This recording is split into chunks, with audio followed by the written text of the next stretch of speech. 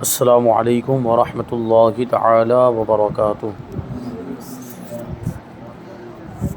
نحمده ونصلی ونسلم علی رسولہ الکریم، اما بعد فاعوذ باللہ من الشیطان الرجیم، بسم اللہ الرحمن الرحیم۔ ان اللہ وملائکتہ یصلون علی النبی یا ایہا الذین آمنوا صلوا علیہ وسلموا تسلیما۔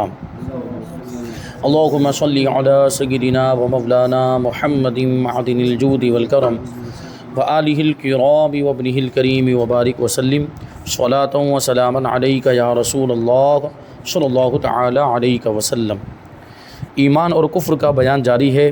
اس سے پہلے ایمان کسے کہتے ہیں، کفر کسے کہتے ہیں، اور اس کے تعلق سے کچھ ضروری باتیں بیان کی گئی، اور ساتھ میں یہ بھی ایمان کی تعریف میں بھی اور کفر کی تعریف میں بھی آیا ہے کہ ضروریات دین کو ماننے کا نام ایمان ہے، اور ضروریات دین میں سے کسی بھی ایک ضرورت دینی کا انکار کرنا یہ کفر ہے۔ تو یہ ضروریات دین کیا ہے، اس کا جاننا بھی بہت ضروری ہے ایمان اور کفر کو پورے طور پر سمجھنے کے لیے۔ اس لیے وہ سوال شامل کرتے ہیں اور کہتے ہیں کہ ضروریات دین کسے کہتے ہیں۔ جواب: ضروریات دین اسلام کے وہ احکام ہیں جن کو ہر خاص و عام جانتے ہوں، جیسے اللہ پاک کی وحدانیت یعنی اس کا ایک ہونا، انبیاء اکرام علیہ الصلوۃ والسلام کی نبوت، نماز، روزے، حج، جنت، دوزخ اور قیامت میں اٹھایا جانا، حساب و کتاب لینا وغیرہ۔ مثلا یہ عقیدہ رکھنا بھی ضروریات دین میں سے ہے کہ حضور صلی اللہ علیہ وسلم خاتم النبیین ہیں، آخری نبی ہیں۔ حضور اکرم صلی اللہ علیہ وسلم کے بعد کوئی نیا نبی نہیں ہو سکتا۔ تو یہاں پہ یہ جو فرمایا گیا کہ وہ احکام ہیں جن کو ہر خاص و عام جانتے ہوں، تو اس کے بارے میں فرماتے کہ یہاں جو یہ عام فرمایا گیا تو عوام سے مراد وہ مسلمان ہیں جو علماء کے طبقے میں شمار نہ کیے جاتے ہوں، مگر علماء کی صحبت میں بیٹھنے والے ہوں اور علمی مسائل کا ذوق رکھتے ہوں۔ وہ انہی لوگوں کو پتہ چل پائے گا کہ کون سی چیزیں ضروریات دین میں سے، کوئی علماء کی باتیں سنیں گے تو سن کر ان کو معلوم ہوگا اور وہ جانیں گے یہی جو چیزیں اوپر بیان کی گئی، نماز، روزہ، حج، زکوٰۃ، اللہ کی وحدانیت، حضور کی رسالت، انبیاء کرام کی نبوت اور حضور کا خاتم النبیین ہونا، یہ ساری باتیں یہ علماء کی صحبت میں بیٹھیں گے، علماء کی باتیں سنیں گے تب پتہ چلیں گی۔ تو اس عوام سے مراد وہ لوگ ہیں جو علماء کے پاس اٹھتے بیٹھتے ہیں اور علمی مسائل کا ذوق رکھتے ہیں، یعنی مسائل کو سننے، سیکھنے، جاننے اور معلومات حاصل کرنے کا ان کو شوق ہے، جذبہ ہے۔ وہ لوگ مراد نہیں جو دور دراز جنگلوں پہاڑوں میں رہنے والے ہوں، جنہیں صحیح کلمہ پڑھنا بھی نہ آتا ہو، کہ ایسے لوگوں کا ضروریات دین سے ناواقف ہونا اس دینی ضروری کو غیر ضروری نہ کر دے گا۔ یعنی پہلے اوپر یہ فرما دیا کہ ضروریات دین وہ احکام ہیں جن کو ہر خاص و عام جانتا ہو، تو اب خاص و عام میں تو چلو خاص میں تو علماء آ گئے، تو علماء تو جانتے ہی ہیں، لیکن عام میں تو اب سب آ جاتے ہیں۔ تو عام میں اسی وجہ سے اس کی وضاحت کریں کہ عام لوگوں سے کون مراد ہیں، تو عام لوگوں سے وہ لوگ مراد ہیں جو علماء کے پاس اٹھتے بیٹھتے ہیں، وہ لوگ مراد نہیں ہیں جو علماء سے دور ہیں، اور یا جو ہے کہ جو پہاڑوں میں جنگلوں میں رہتے ہیں، جہاں مطلب ان کو دین سکھانے والا کوئی ہے ہی نہیں، وہاں علماء نہیں پائے جاتے۔ اب تو شہروں میں بھی یہ معاملات ہو گئے، یعنی شہر میں رہنے کے باوجود بھی بہت سے لوگ ایسے ہیں جو دین سے بالکل دور ہے اور دین کی بالکل بھی معلومات نہیں، یہاں تک کہ نماز کا طریقہ نہیں معلوم ہے، روزے کے ضروری مسائل نہیں معلوم ہے، اور بھی جو دوسری باتیں ہیں۔ تو شہر میں رہنے کے باوجود، جبکہ شہر میں علماء کثرت کے ساتھ پائے جاتے ہیں اور سکھانے والے، دین سکھانے والے اور ان ساری باتوں کی معلومات ان تک پہنچانے والے بہت سارے ہیں، لیکن وہ ان سے فائدہ ہی نہیں اٹھاتے اور علماء سے سیکھتے ہی نہیں، علماء کی بارگاہ میں حاضر ہی نہیں ہوتے، تو پھر ان کو کیسے پتہ چلے گا؟ تو ایسے لوگوں کے نہ جاننے کا کوئی اعتبار نہیں ہے۔ یعنی ایسے لوگ اگر ضروریات دین کو نہیں جانتے اور ان کو پتہ ہی نہیں ہے کہ ضروریات دین کیا ہے، تو اس کی وجہ سے وہ ضروریات دین ہونے میں کوئی فرق نہیں پڑے گا، وہ تو اپنی جگہ پر ضروریات دین جو ہے وہ ضروریات دین ہی رہیں گی۔ یعنی اسی لیے کہا کہ کوئی ایک ضرورت دینی غیر ضروری نہیں بن جائے گی۔ تو یہ بات ہے۔ البتہ ایسے لوگوں کے مسلمان ہونے کے لیے یہ بات ضروری ہے کہ ضروریات دین کے منکر یعنی انکار کرنے والے نہ ہو۔ اسلام کی بالکل معلومات نہیں ہے، نماز بھی نہیں پڑھتے بہت سے لوگ ہیں، اور ہمیشہ گناہوں میں مبتلا، بڑے بڑے گنہگار، شرابی، جواری، کبابی اور اس طرح کے بڑے بڑے گنہگار، تو ان کو ہم اس وقت تک کافر نہیں کہہ سکتے جب تک کہ وہ کسی ایک ضرورت دینی کا انکار نہ کر دے. تو وہ کلمہ پڑھتے ہیں اور اپنے آپ کو مسلمان کہتے ہیں اور ان کی طرف سے کوئی بات اسلام کے خلاف صادر نہیں ہوئی یا انہوں نے کسی بھی ایک ضرورت دینی کا انکار نہیں کیا تو ان کو مسلمان ہی مانا جائے گا. تو وہ کسی بھی ایک ضروریات دین میں سے کسی بھی بات کا انکار نہ کرتے ہوں اور یہ عقیدہ رکھتے ہوں کہ اسلام میں جو کچھ بھی ہے حق ہے، ان سب پر اجمالاً ایمان لائے ہوں. یعنی ان کا بنیادی عقیدہ ہو کہ اسلام سچا مذہب ہے اور اسلام میں جو کچھ بھی بیان کیا گیا ہے اس کو ہم مانتے ہیں، تو اس آدمی کو ہم مسلمان مانیں گے جب تک کہ کوئی کفر والی بات اس کی طرف سے صادر نہ ہوئی ہو. تو ضروریات دین کا مطلب کیا ہوتا ہے؟ اس کی مزید وضاحت. ضروریات دین کی مزید وضاحت کے لیے نزہۃ القاری شرح صحیح بخاری جلد اول صفحہ نمبر 339 سے اقتباس ملاحظہ ہو. چنانچہ شارح بخاری حضرت علامہ مفتی محمد شریف الحق امجدی رحمۃ اللہ تعالی علیہ فرماتے ہیں، ایمان کی تعریف میں ضروریات دین کا جو لفظ آیا ہے اس سے مراد وہ دینی باتیں ہیں جن کا دین سے ہونا ایسی قطعی یقینی دلیل سے ثابت ہو جس میں ذرہ برابر شبہ نہ ہو، جس میں ذرہ برابر شبہ نہ ہو یعنی شک نہ ہو، اور ان کا دینی بات ہونا ہر خاص و عام کو معلوم ہو. اچھا، تو ایسی دلیل کون سی دلیل ہوگی جس کو قطعی اور یقینی دلیل کہا جائے؟ تو قرآن کی آیت. اگر کوئی بات قرآن کی آیتوں سے ثابت ہے، قرآن سے ثابت ہے، تو قرآن تو قطعی یقینی دلیل ہے. تو یہ تو ایک دلیل. تو قرآن سے ثابت ہونے والی چیز وہ ضروریات دین میں شامل ہو جائے گی. اور حدیث متواتر سے جو چیز ثابت ہو وہ بھی ضروریات دین میں سے ہوگی. یعنی ضروریات دین کے اندر ضروری ہے کہ وہ دلیل قطعی سے ثابت ہو. تو دلیل قطعی وہ حدیث متواتر بھی ہے. اب حدیث متواتر کیا ہوتا ہے؟ سب سے پہلے تو حدیث کا مطلب جانیں.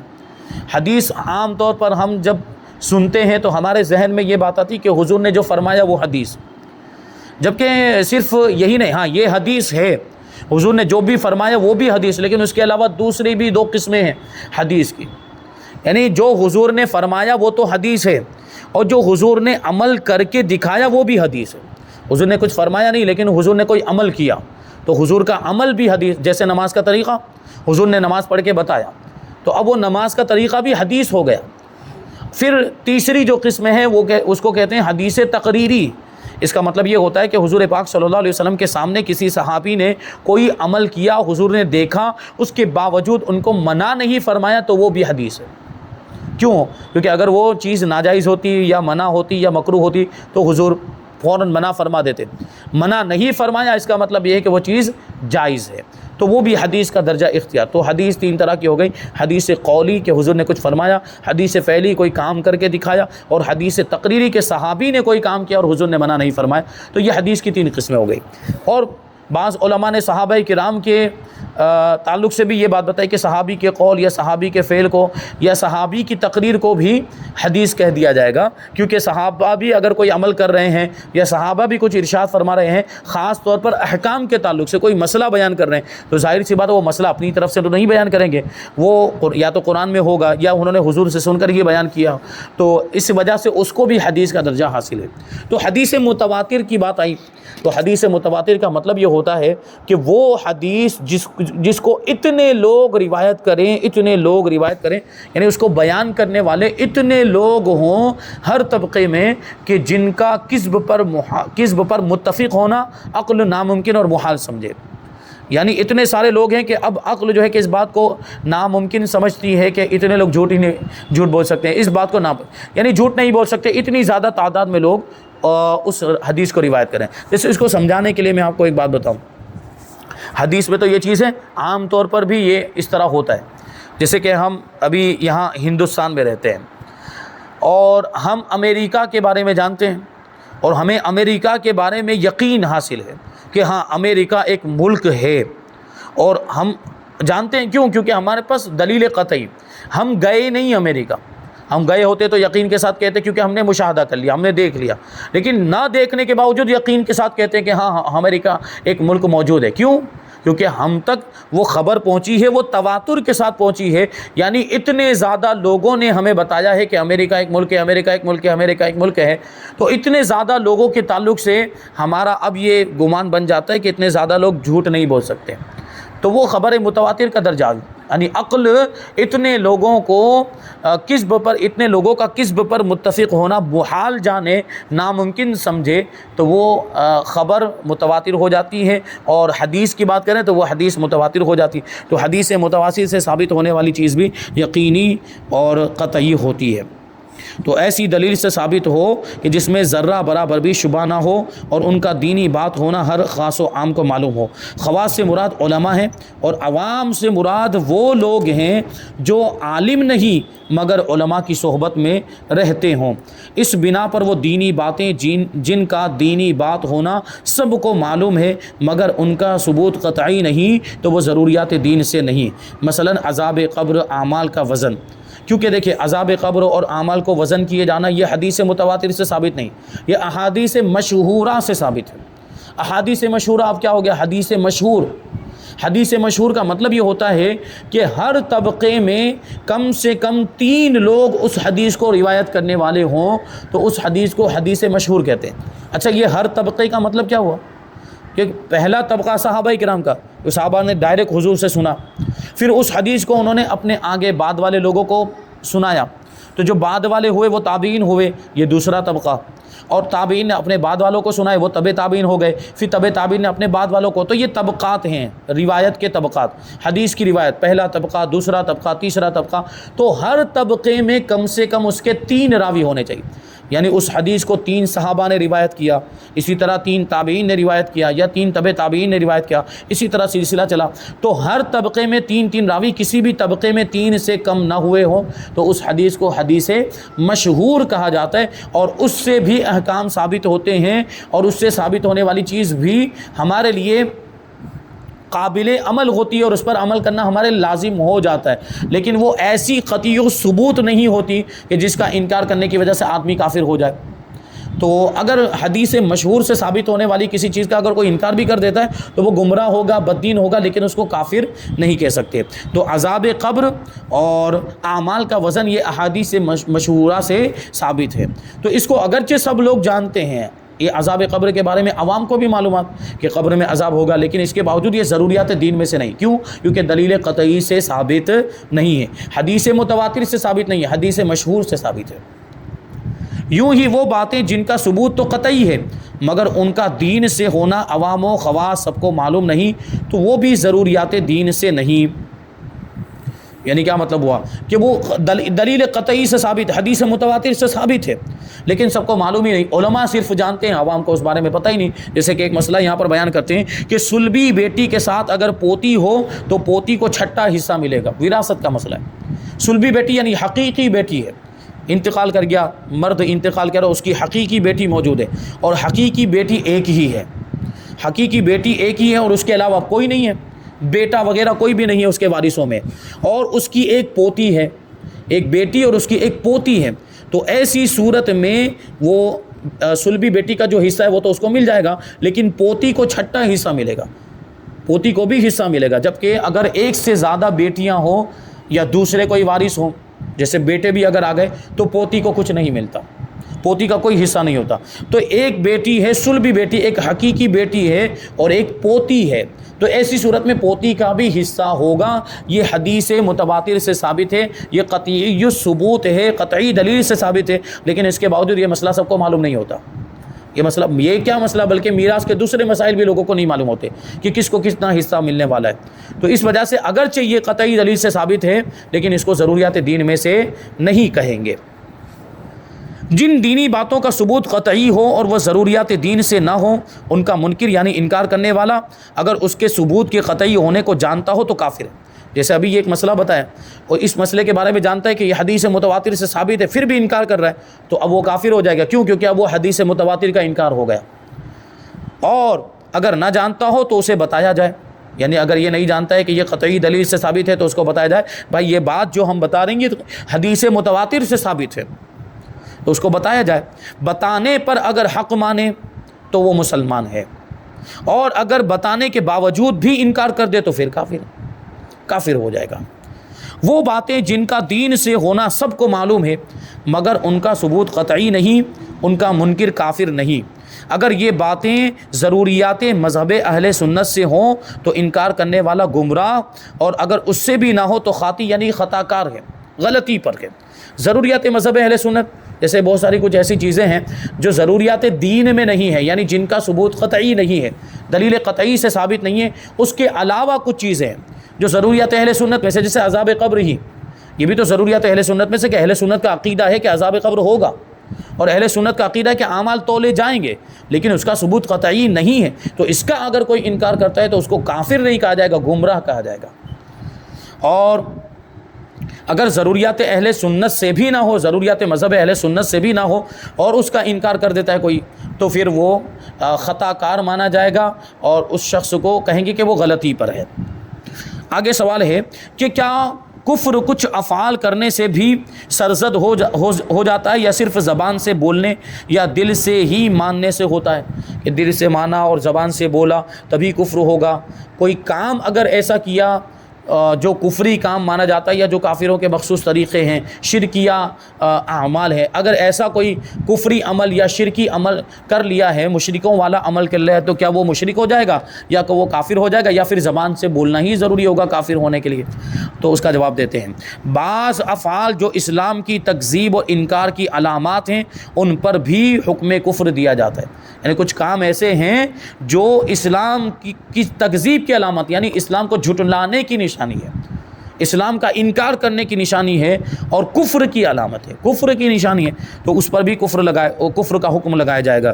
جیسے زنار پہننا، وہ جو جین لوگ پہنتے ہیں، یہاں سے وہ دھاگا ایک پہنتے ہیں، یہ ان کی مذہبی علامت ہے، اب اگر کوئی مسلمان پہنے تو وہ کافر ہو جائے گا۔ اسی طریقے سے قشقہ لگانا، جو ٹیکا لگاتے ہیں وہ لوگ، یہ بھی ان کی مذہبی علامت ہے، کوئی لگا کے گھوم رہا ہے، ہم کیا کہیں گے اس کو؟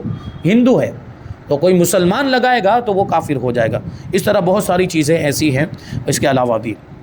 آگے سوال ہے کہ مسلمانوں اور کافروں کا آخرکار انجام کیا ہوگا؟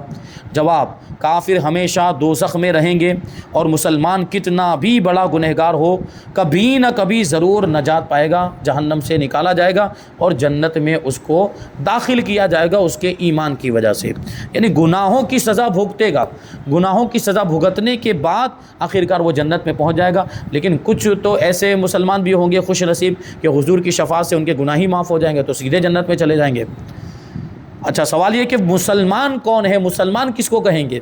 جواب، جو زبان سے اسلام کا اقرار کرے اور دل سے اس کی تصدیق کرے اور ضروریات دین میں سے کسی بات کا انکار نہ کرے، وہ مسلمان ہے۔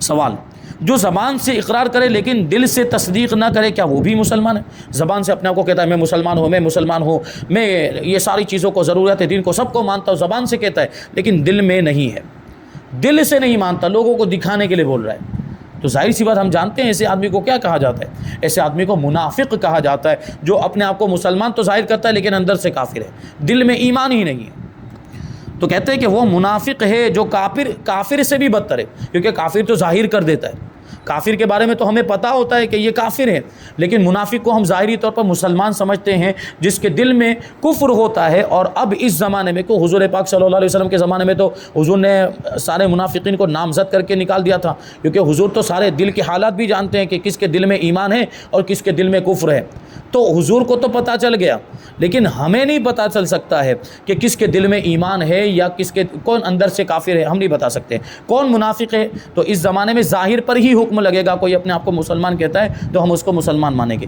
لیکن وہ اپنے آپ کو دیکھے، وہ خود اپنے آپ پر غور و فکر کرے کہ وہ کیا ہے۔ کوئی اگر ایسا ہے تو وہ خود اس بات کو ذہن میں رکھے کہ کیا وہ دل سے تصدیق کر رہا ہے یا بس زبان سے ظاہر کر رہا ہے، تو ایسا شخص منافق ہے، جو کافر سے بھی بدتر ہے، کافر اصلی سے بھی بدتر ہے، اور اس کا ٹھکانہ دوزخ کا سب سے نچلا والا طبقہ ہے، سب سے نچلا والا طبقہ، یعنی جنت میں جس کا اعلیٰ مقام ہوگا اس کا درجہ اتنا ہی اونچا ہوگا، اور اتنا ہی وہ اونچے مقام میں ہوگا جنت میں۔ اور دوزخ کا معاملہ ہے کہ جو جتنا بڑا سرکش ہوگا، جتنا بڑا کافر ہوگا، جتنا بدترین کافر ہوگا، وہ جہنم میں اتنا ہی نیچے گہرائی میں ہوگا۔ کیوں؟ کیونکہ جہنم کے اندر جتنی گہرائی میں چلے جائیں اتنی گرمی بڑھتی چلی جائے گی اور اتنی اس کی شدت بڑھتی چلی جائے گی، اس لیے جو جتنا سخت کافر ہوگا اس کو اور اندر ڈالا جائے گا۔ تو یہ منافقین ایک دم نچلے طبقے میں ہوں گے۔ آگے سوال ہے کہ جو نہ دل سے تصدیق کرے نہ زبان سے اقرار کرے، تو اسے کیا کہیں گے؟ دل سے بھی نہیں مانتا اور زبان سے بھی کبھی اقرار نہیں کیا، تو اس کے بارے میں ہمیں کیا عقیدہ رکھنا ہے؟ تو کہتے ہیں کہ وہ بھی یقیناً کافر ہے، کیونکہ ہمارے سامنے تو کوئی ایسی بات اس کی آئی نہیں ہے کہ جس کی وجہ سے اس کو مسلمان جانا جائے، مسلمان مانا جائے۔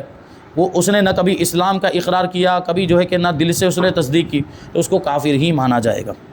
سوال جو دل سے تصدیق بھی کرے اور زبان سے اقرار بھی کرتا ہے اور ہر طرح کے کفر و شرک سے بھی بچے لیکن گناہ کرے، تو اس کے بارے میں کیا حکم ہے؟ کہ زبان سے بھی اقرار کرتا ہے، دل سے بھی تصدیق کرتا ہے اور کفر و شرک والی کوئی بات اس نے کی نہیں، کفر و شرک سے بچتا رہتا ہے لیکن گنہگار ہے، بہت بڑا گنہگار ہے، تو کیا اس کو مسلمان مان سکتے ہیں؟